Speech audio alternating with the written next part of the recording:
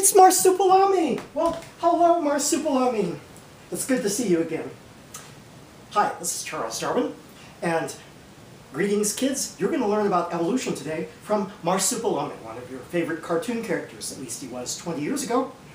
And now you would probably guess from the name Marsupillami and from this, what appears to be a giant pouch right here, that Marsupillami is a marsupial, but apparently Marsupillami was a Belgian cartoon that was supposed to be some kind of platypus. But we'll pretend, for the purposes of this video, that Marsupillami is a marsupial. And I'm here to tell you about your family history. Oh yes.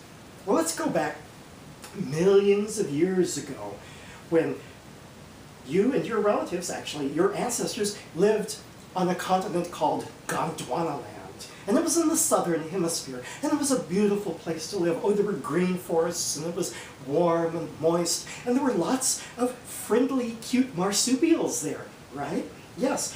For instance, like your great-great-great-great-great-great-great-grandfather, Sylvester. Yeah, that was his name. Okay, anyway. And so there were these nice marsupials on the continent. Now, not all marsupials are nice. You know, some of them can be really mean. You know that? Yes, like the Tasmanian devil. Oh yes, that's a scary marsupial. But most of the scary animals are placental mammals. Oh yeah, and so, anyway, but millions of years ago, the continent of Gondwanaland, everything was going so beautifully, and then things started to fall apart. Because you see, the continent was sitting on top of different crustal plates of the Earth, and these plates move very slowly across the magma of the Earth. And they started to move apart, and thus they pulled the continent of Gondwanaland apart. And two of the fragments of Gondwanaland today are South America and Australia. But you see, today, even though South America and Australia are separate from one another, there are still lots of marsupials there. Lots of different kinds of possums in South America, and lots of different marsupials, including kangaroos and wallabies and wombats and things like that in Australia, right? Oh yes, some of your relatives. And so that's why your relatives are mostly in South America and Australia today. Now there were also some on the continent of Antarctica. But Antarctica moved south and got to be very cold. And so, yeah, well, that's cold, right? Well, that's really cold. You feel really cold thinking about Antarctica. But you know, the marsupials that were on Antarctica went extinct because of the cold. You didn't need to hear that. Oh, I'm sorry. Okay, anyway, well, we'll just talk about the ones that are in South America and Australia.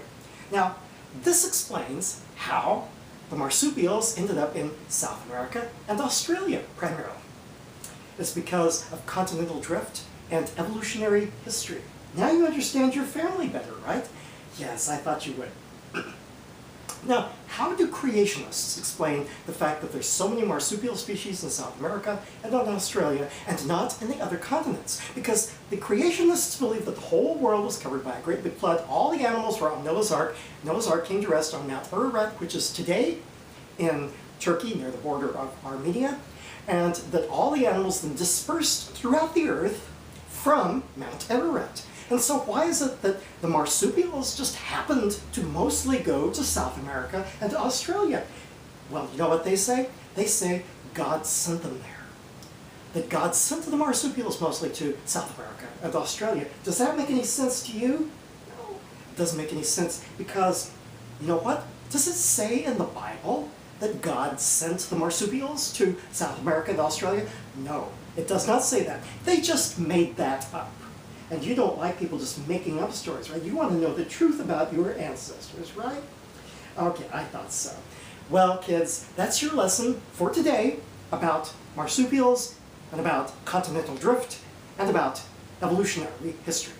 This is Charles Darwin, tally ho, and I'm in.